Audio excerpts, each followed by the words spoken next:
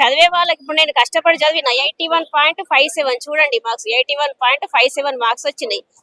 ఇంత చదివినా కూడా పోస్టులు లేవు. అంటే కొంతమందికి లక్కులో కొంతమందికి వస్తాయి. ఇప్పుడు ఎస్జిటి వాళ్ళకు ఇప్పుడు మా విలేజ్ లోనే 50 మార్క్స్ వచ్చిన ఎస్జిటి క్యాండిడేట్స్ కి జాబ్ వచ్చినాయి. ఇప్పుడు నాకు వాళ్ళకి డబుల్ మార్క్స్ వచ్చినాయి, 81.57 వచ్చినాయి.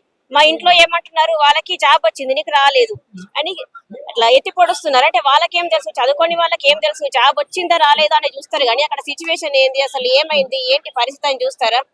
అంతే ఉంది. జాబ్ వస్తే వాళ్ళు టాలెంటెడ్ పర్సన్స్, జాబ్ రాకపోతే వాళ్ళు టాలెంట్ లేదు, వాళ్ళకి ఎందుకు పనికిరారు అంతే చూస్తారు కదా.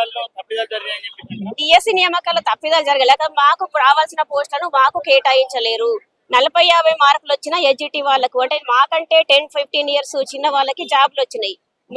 మాకంటే ఇప్పుడు మేము లైఫ్ లో ఆల్రెడీ సెటిల్ అయి ఉండాలి ఈ పాటికి, అయినా కూడా మేము పిచ్చలలాగా మా పిల్లల ముందు మా పిల్లలు చదువుతున్నారు, వాటితో పాటు మేము చదువుతున్నారు. మా పిల్లలు అడుగుతున్నారు ఇంకెన్ని సంవత్సరాలు చదువుతావు, ఇంకెప్పుడు జాబ్ వస్తుంది, మీకంటే చిన్నోళ్ళకు వాళ్ళకి ఆంటీకి జాబ్ వచ్చింది, వీళ్ళకి వచ్చింది, వాళ్ళకి వచ్చిందని అడుగుతున్నారు. మేము ఏమని సమాధానం చెప్పాలి? అంటే మాలో టాలెంట్ లేదా?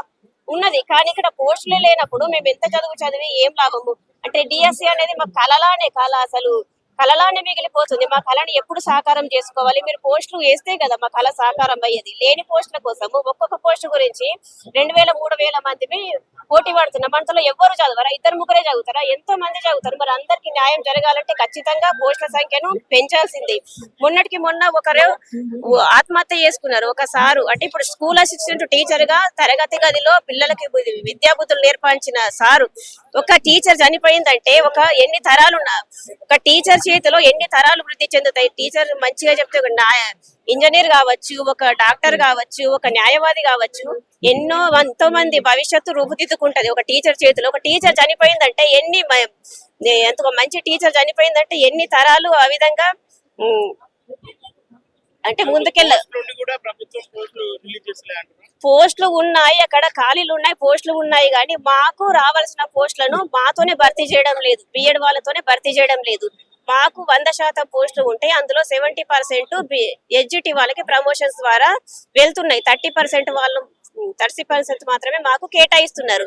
దానివల్ల ప్రభుత్వాన్ని కోరుకోవడం ఏంటంటే పోస్టుల సంఖ్యను పెంచాలి. మా బిఎడ్ రేషియో ఒకసారి చూసండి, ఎస్జిటి వాళ్ళు ఎంతమంది ఉన్నారు, బిఎడ్ నిరుద్యోగులు ఎంతమంది ఉన్నారు. ప్రమోషన్స్ కోటాను తగ్గిస్తే మాకు పోస్టుల సంఖ్య పెరుగుతుంది, మా బిఎడ్ వాళ్ళకి పోస్టుల సంఖ్య పెరుగుతుంది, బాగా చదువుకున్న వాళ్ళందరికీ న్యాయం చేకూరుతుంది.